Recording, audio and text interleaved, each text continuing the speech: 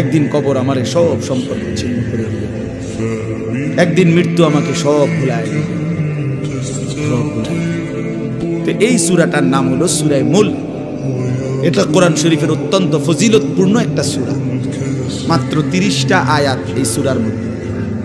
আল্লাহ নবী সাল্লাল্লাহু আলাইহি ওয়াসাল্লাম বলছেন, এই সূরাটি যে নিয়মিত তেলাওয়াত করবে, আল্লাহ নবী বলেন, তুমজিহি মিন আযাবিল কবর, এই সূরা মুলক তাকে কবরের আযাব থেকে রক্ষা করবে।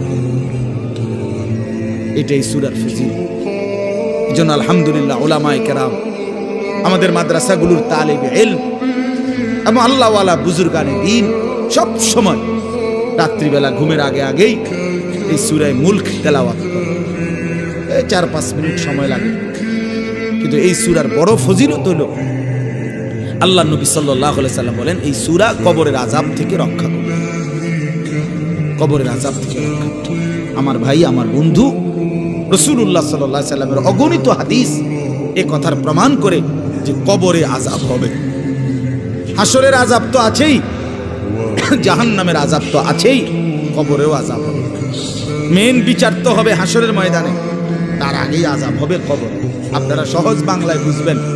আসামি যখন ধরে ফেলে, তখন মামলার হিয়ারিং তো চলে, মামলার শুনানি তো চলে, কিন্তু সে কারাগারে ঠিকই আটকায় রয়েছে। কারাগারের কষ্ট যন্ত্রণা সে হাজতি হিসাবে ভোগ করতে থাকে। আবার যখন মামলার রায় হয়, তখন সে আবার আসামির পরে হিসাব পড়ে, কিন্তু কষ্ট লাঞ্ছনা এটা তো তার শুরু হয়ে যায়।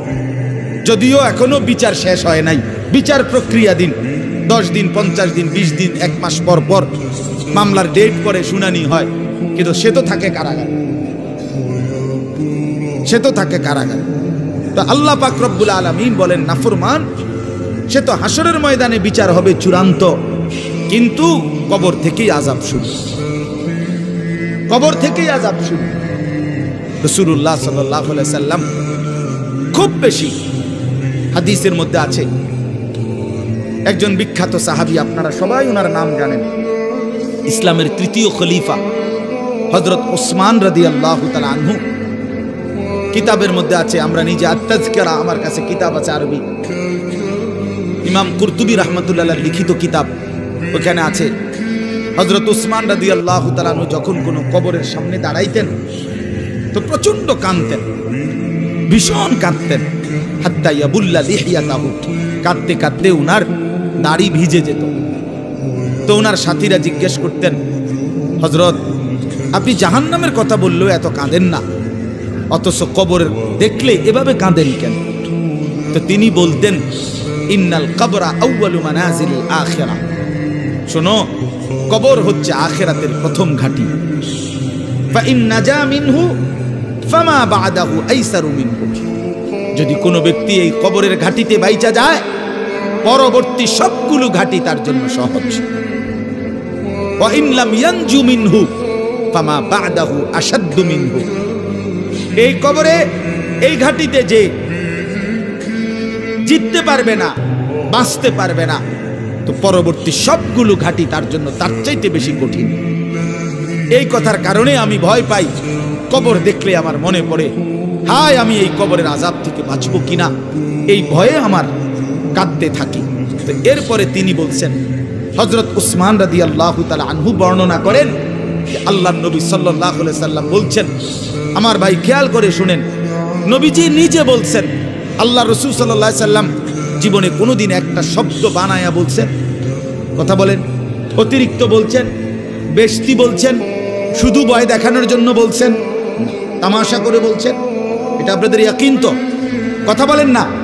আল্লাহ নবী সাল্লাল্লাহু আলাইহি সাল্লাম বলেন, মা রাআইতু মানজারান কাত্তু ইল্লা ওয়াল কবরু আফজাউ মিনহু। রাসূলুল্লাহ বলেন, হযরত ওসমান বর্ণনা করেন যে আমি নবীজির জবানে শুনছি, নবীজি বলছেন, হে আমার উম্মত, আল্লাহর কসম উম্মত, কবরের চাইতে অধিক ভয়ানক কোন আযাবের দৃশ্য আমি রাসূল মুহাম্মদ দেখি নাই, আমি দেখি। রাসূলুল্লাহ সাল্লাল্লাহু আলাইহি সাল্লাম বলছেন, প্রিয় ভাই আমার, আল্লাহর নবী সাল্লাল্লাহু আলাইহি সাল্লামের সরাসরি হাদিস, যে ব্যক্তি কবরের 3টা প্রশ্নের জবাব দিতে পারবে না, রাসূলুল্লাহ সাল্লাল্লাহু আলাইহি সাল্লাম বলেন, আল্লাহ তাআলার পক্ষ থেকে তখন ফেরেশতাদের কাছে ঘোষণা আসবে, আফরিশুহু মিনান নার ওয়ালবাসুহু মিনান নার ওয়াফতাহু লাহু বাবান ইলান নার। আমার এই নাফরমান বান্দার কবরে জাহান্নামের বিছানা বিছিয়ে দাও, জাহান্নামের পোশাক পরিয়ে দাও, আর জাহান্নাম বরাবর তার জন্য কবর থেকে দরজা খুলে দাও।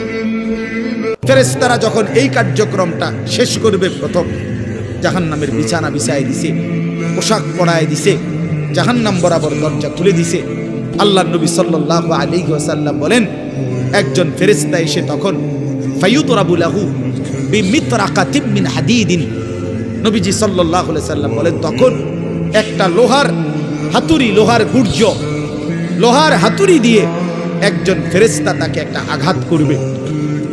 কি আঘাত, কোথায় আঘাত করবে? সরাসরি হাদিসের শব্দ, বরবাতান বাইনা উজুনাইহি, তার দুই কান বরাবর একটা আঘাত করবে।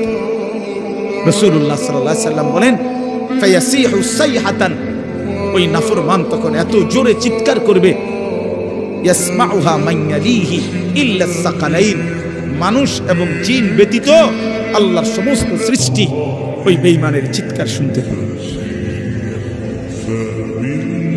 কবরের আযাব। ছেলেরা আমার, দোস্ত আমার, বাপ আমার, বন্ধু আমার, আপনি হাসলেও কবরে যাইতে হবে, কাঁদলেও কবরে যাইতে হবে।